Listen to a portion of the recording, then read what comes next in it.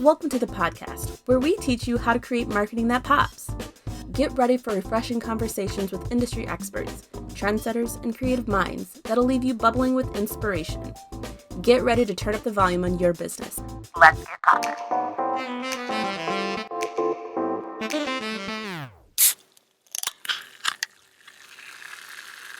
Welcome back to Marketing That Pops. I'm Olivia. And I'm Michelle.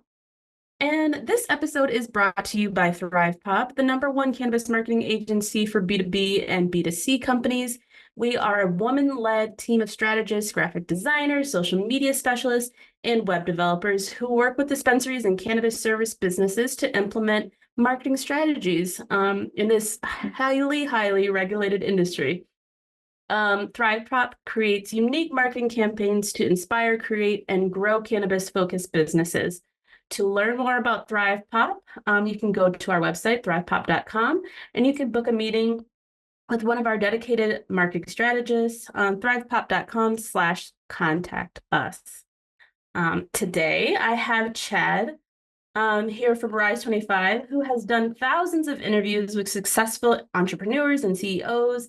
And so we flipped the script, and he's going to be interviewing us today. So this is going to be new and fun. So I'm excited to see how this goes. Yeah. Yeah, absolutely. Hey, thanks so much for having me today, you guys. Really appreciate it. Hey, I'm looking forward to learning more about kind of the history of ThrivePOP and maybe your journey up until this point.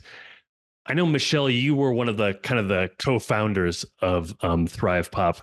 How did it kind of come about? Why did you start it? Well, I've been doing marketing since like the 90s, long time. And I was working with my husband's company, NCIA, and we decided to spin the web division out into ThrivePOP. And then that allowed me to work with many different companies and focusing in that way. So I really enjoyed like all of the different types of industries that we could work with. And so in July of 2017, ThrivePOP was born. Yeah, long time. Awesome. Yeah. How long have you been with ThrivePOP, Olivia? Just over 5 years. So I've been rock and rolling with ThrivePOP for a little bit now. Yes. What's kind of your primary role? I know Michelle is the CEO. Oh, a little bit of everything, I like to have my hands in all the baskets. But I am doing this podcast with Michelle, and I really like to stay focused on ThrivePOP as itself, like marketing for ourselves. We do so much for all of our clients that sometimes, you forget to market for yourselves. So that's another one of my focus. And then I have a couple other clients that I work with. But I'm Michelle's right hand. So whatever she needs, I'm just like, I got you. Yes. Yeah. I know you. And she started, it was like, a great idea to start the podcast. And so this was one of Olivia's big goals this year. And so we got things rolling. Yeah. So What was attractive about doing a podcast, Olivia? Well, there's so many things. I actually, during COVID, I started listening to more and more podcasts, just being at home, because what else was there to do? Mm-hmm. And my friend and I, we started our own podcast, and we were just talking about relationships and stuff. And I was talking to Michelle about that, and she was like, I really like your podcast. I'm thinking, what if we did one for ThrivePOP? Mm-hmm. And so I was like, okay, let's give it a try. Let's do it. And yeah, here we are. So I know you work with a variety of different types of businesses, but you have worked a lot with people in the cannabis industry. What was attractive about that to you, Michelle, as kind of you were getting started with ThrivePOP? Well, I was working with some consultants, and they kept hounding me about like finding my niche. Like I really need to have a niche. And we had a client that this just happened. We fell into it basically. And they wanted us to learn more about the cannabis industry because they wanted to start focusing there. And there was a big trade show, MJ BizCon. We went to that. And the whole goal was, let's see like what this niche is about, you know, is marketing needed in this industry, and like how can we help them? And so Brittany actually went to the trade show, and there were so many people that were needing help that we decided, all right, we're going to do it, and we're going to just jump on board and get the team trained and be that specialist for the cannabis industry. So you kind of had, expertise in marketing, but maybe not so much in the cannabis industry at that time. Was there anything that once you kind of dove into it, you were like, didn't realize that? Yeah, a lot. So Yeah. much. I mean, we were pretty general, like in the beginning, more of a generalist marketing agency. And once we started going down this road, we realized, oh my goodness, like there's so much, and every state is different. Sometimes counties are different. Mhm. And so we work with clients nationwide. So it really challenges us, to make sure that we're staying on top of all of the different states and rules and regulations and what not to do and what to do and so forth. And I would say the biggest and most difficult is the social media, just because it will get shut down, and we definitely don't want that to Yeah. happen for our clients. Yeah, why don't we just kind of talk a little bit more about kind of what you guys do with social media. So you work with clients in the cannabis industry, well, in other industries too, but we'll just talk about cannabis for now.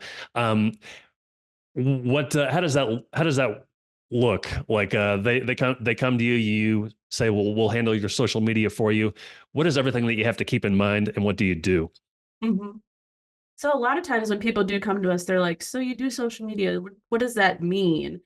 Because, a lot of companies will say that, but really we handle it all. So from, us taking on your social accounts, we will create the creative, the content, all of the social posts or video content that we would post for you.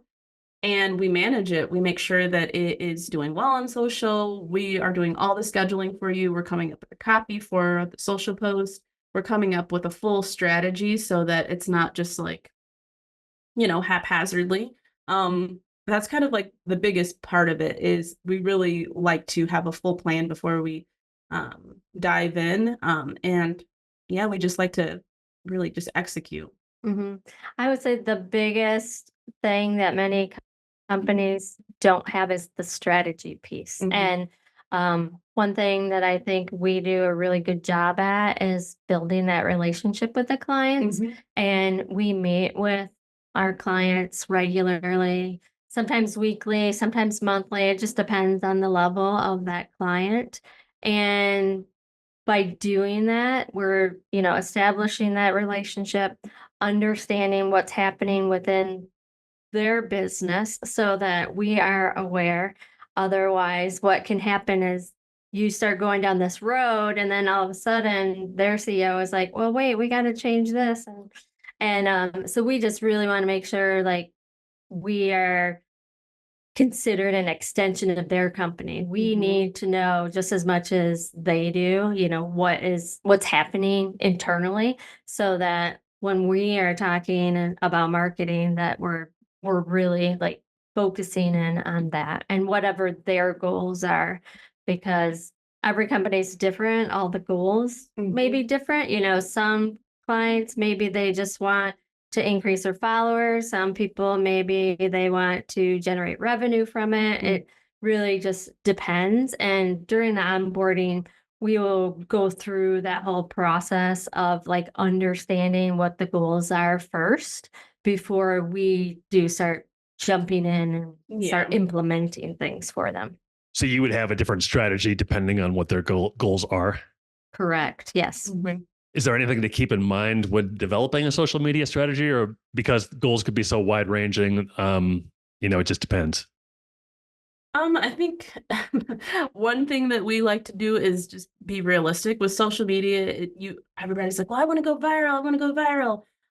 Obviously that would be great to do that, but in different industries, it can be hard. Another thing that I think we try to pride ourselves is being knowledgeable of all the trends and like the updates and like trying to understand the social media algorithms that take place. So yeah, that can be hard for companies who are like, oh, I really like what my competitors are doing. Like, how can I do these things? So we try to incorporate that and then bring those to the table as well for our clients. Have you seen Is this? there a social media platform that is kind of like the big one right now? TikTok for sure. TikTok and Instagram, I would say, are kind of like the top dogs, but we use all of them for different things. There's obviously we have Facebook and Meta and LinkedIn. LinkedIn, YouTube, Just depends on if it's a industry. B2C, B2B. And yeah, I would say the other thing too is just teaching businesses to be authentic and that it is a person or personality that we need to create because people are talking to people. It's not just, Trying to make a sale. yeah, it really needs to be authentic. You need to have a variety. It cannot be all salesy, salesy, salesy. We need to be educating and, teaching about their product or service or the industry in general, like so many different things. Yeah, one of the things that we kind of preach to our clients is like having that brand voice and that identity is so important. And you can see that through like really large corporations and their following, they have a very distinct voice, and you can tell like, oh, that was Wendy's that posted that, or that was, you get to know their voice and their audience, and it's kind of cool when you get to create that persona for your companies. Yeah. So I'm guessing like I'm not on TikTok myself, but I'm guessing like a brand voice on TikTok might be communicated different than something on Facebook or something like that. Correct. Is it challenging to kind of maintain that same voice if you're maybe doing like a funny video and then maybe putting text on Facebook or something else? Yes, it can be challenging, but I do think that there's like a way to keep that essence of maybe if it is that fun kind of vibe to it. Mhm. You still do that with maintaining the per platform.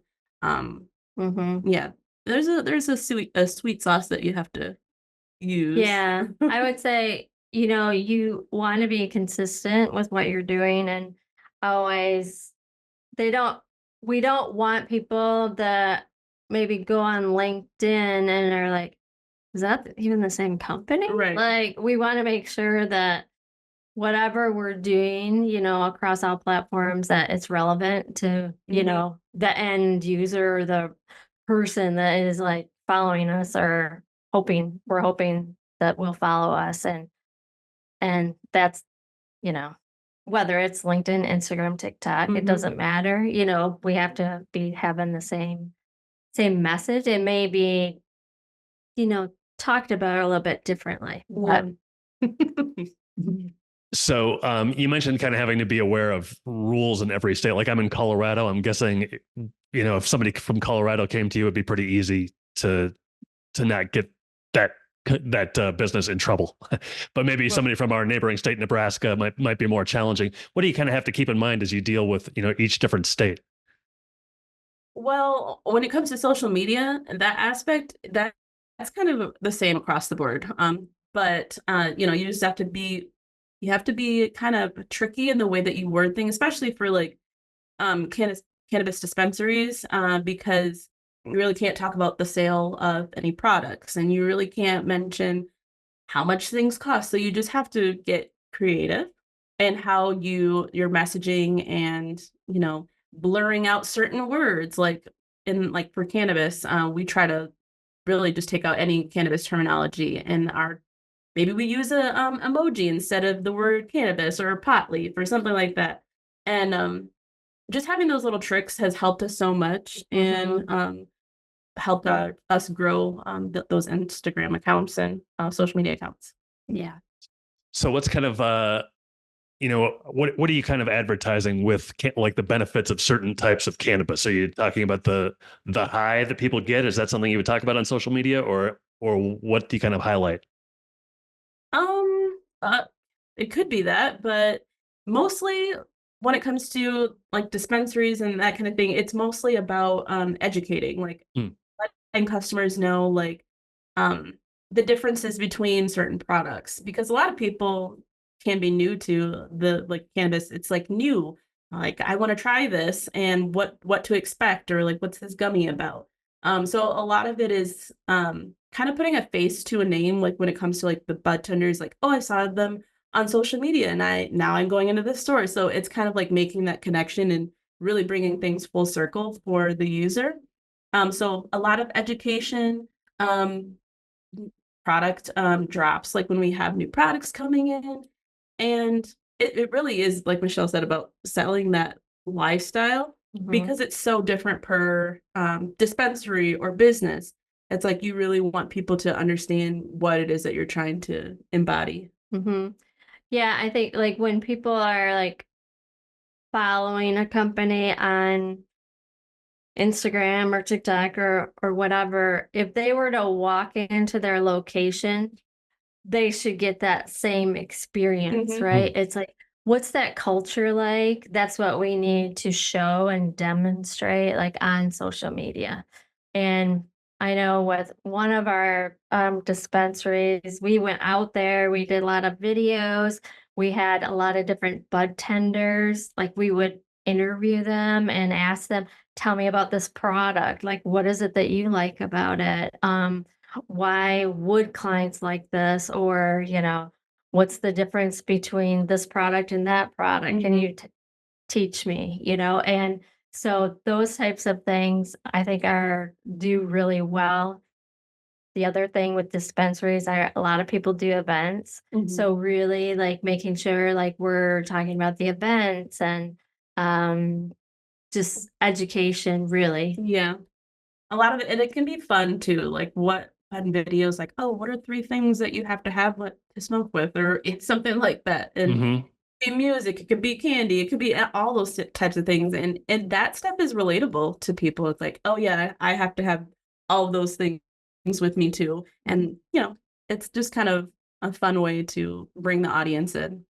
Yeah, and some people are what we call kind of curious. So they're like, well, now it's legal. Hmm. I don't really know much about it. But then there's the other audience that are regular users, right? And so you have to kind of have a nice variety so that you are educating on the basics Hmm. versus the highly educated people that are, concerned with terpenes and, Yeah. all the technical aspects of cannabis. Have you found that there tends to be a variety of different, I guess, types of cultures from dispensary to dispensary? I would say so. Like Mhm. each one of them is different, and I think that's what you have to do is like what's going to set you apart. Why is somebody going to choose to go to your dispensary over another? And I think it's just about that connection of like, oh, I really connect with you guys. I like this feeling, like this aligns with me, and that's what's going to make me keep coming back. Mhm. Yeah. It really is about that personality of the dispensary and their culture and trying to demonstrate that online Mhm. so that they know. And whether it's on social media or their website, we want to make sure it's consistent Through all so platforms. that we're like, oh yeah, like that's the same company that I follow on social. That's their website. Oh, and we don't want them to go to me like, is that the same company? Like, Yeah. I don't even know if that's the same because that's not what their social media kind of looks like. So Mhm. Mm. we just want to make sure that it's cohesive across every platform. So it sounds like it's pretty kind of fun and challenging work, especially if you're creative. What do you guys enjoy most about this type of work? I think it is the creative aspect, at least for me. Hmm. We get to work with so many different products and brands. And, I think the best part is like when we get to that spot where we're like jiving and like the client knows exactly what, I mean, we got their flavor and we're just rocking and rolling. That's like the best part Hmm. because we're like, oh, I know exactly how to say this and get this across. And this is going to sound just like this brand. Hmm. That's my favorite. I think for me, like my favorite part is brainstorming, Mhm. coming up with like the new ideas and something that is so unique that they didn't think of and are like, oh my God, this is brilliant. And Mhm. wow, why didn't we think of that? But like as a business and even as the owner, I tend to like it this way too, is you can't really like, you're so, like, ingrained in it that you can't think objectively about it, and so having a fresh perspective sometimes really kind of opens up Mhm. that creativity where they would never have thought of that before, and even with us, sometimes we get stuck and we're just like, "We're a marketing company, how come we can't come up with our own stuff?" But, we get sucked into, Doing it for everyone else. yeah, we're just like, we never have time to think about our own company. We're focused on helping all these other Mhm. companies. And I think the other piece too that I enjoy is just showing good results. Mhm. And so, like in our meetings, we're demonstrating, oh my gosh, like look at the traffic, how this has increased, or wow, when we started, you had, 500 followers. Now you have 5,000. Mhm. Holy cow, look at what we did. Mhm. And so that is exciting to me, especially if like we had a client that we did the first quarter and we're like, holy cow, like we really like did an amazing job. And so it's really fun to talk about those and also get the clients excited about like, Yeah. oh my gosh, it's actually working. Okay, Mhm. this is good because so many companies that come to us may be skeptical because I was I just about don't to even say know if that. it's gonna work. And I don't know, like what is this? They've had bad experiences Hmm. before, and so they just automatically assume, they're paying all this money, we're not really doing anything, and the thing is, we care more most of the time than some of the owners Yeah. because we're just, like, so, like, into, like, proving the results, Mhm. and so Yeah. that's, I think, what's I really was fun. actually gonna say, I think my other favorite part is like when we have an idea and if the client is just like a little bit on the fence of like, I don't know what, and then they say, let's try it. And then we do, and then they're like, oh my gosh, that turned out so good. Like, keep doing it. We got to keep doing it. So Yeah. that's one of my other favorite things because then they get it. Because, some people they're just like, I don't understand how this is gonna work. And once they see it, it's like, Yeah. yes. I think too, like, sometimes that onboarding phase, it's can be frustrating, for both parties, for the client and for us, because we're trying to, like Olivia was saying, like get that jive going, right? And understanding what they like, what they don't like, do we have the right team on this account? Because sometimes personalities of like my team and the client maybe don't totally like jive and we got to like find that right perfect recipe really and so many graphic designers have different styles and so we just really work hard at trying to match up those personalities too. So is that what you think? What do you think kind of sets you guys apart, maybe from competitors? If they've other clients have been somewhere else and maybe had a negative experience, what do you think it sets you guys apart? I mean, if you're able to take somebody from 500 to 5,000 followers on social media, that's pretty good. But what is it about you guys that maybe sets you apart? I mean, honestly, I think it's that we care. And not that these other companies and other businesses don't, but like Michelle said, we just spend so much time, like we want to do a good job and we love like being able to provide like a really good service and we love to create. So like when we're able to do that and to, take someone and help them grow, it's like, I don't know, I think that's like really what sets us apart. Hmm. I think a couple other things are that we really want a relationship. We don't want this to be we're just going to test you out and see how it goes. It's like, no, this is a long term commitment. And we want to like know your business and understand. And one thing that is a lot of agencies don't really focus on meeting with the client regularly, and we do. And that's just so important for communication. And we also are set up in pods. So when a client comes to us and they decide what services they want, they would get assigned to a strategist. And then the strategist will have a team of a graphic designer, social media, pay-per-click, SEO, web developer. And those employees are always working on that client's product or whatever it is, service that we're doing for them. And so they always are getting consistent quality of work. And then my employees feel like they take ownership in it because that's their company. They're doing this work, and so I think that's really important. I think just based on experience and history and client frustrations, like we realize that can be, clients will say, okay, well, I like this design, but why this is a totally different look? I don't like it, blah, blah, blah. And it's because the agency is just giving the work to whoever has a minute, right? And we just make sure that we plan everything out, everything is scheduled, and the quality of work is consistent. And to go back to what Michelle was saying about the relationship, a lot of the time, like our clients become our friends. Like they're texting us and telling us like, oh, look at my new puppy. I just got this, and it's like, we're invested not only in their brand and their business, but also in their lives. And, we've become really close with our clients and we care. Yeah. Awesome.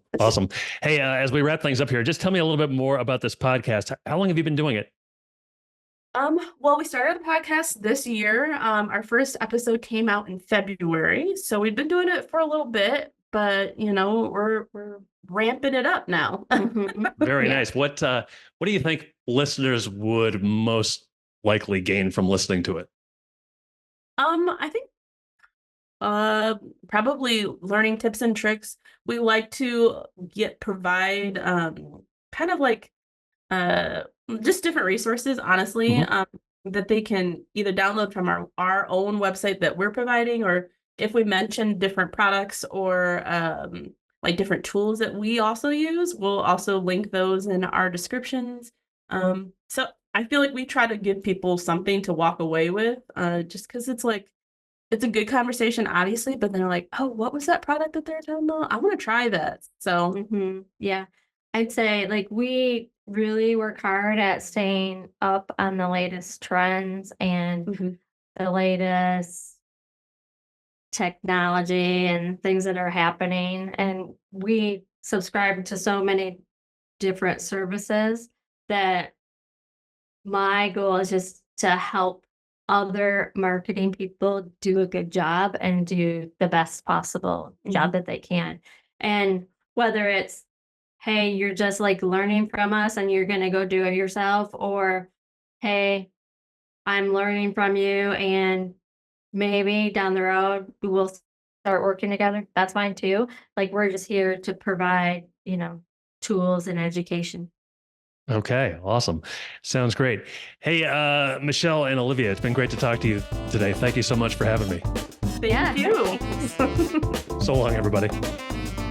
Thanks for listening with us today. Stay tuned for the latest in web marketing and design from ThrivePOP.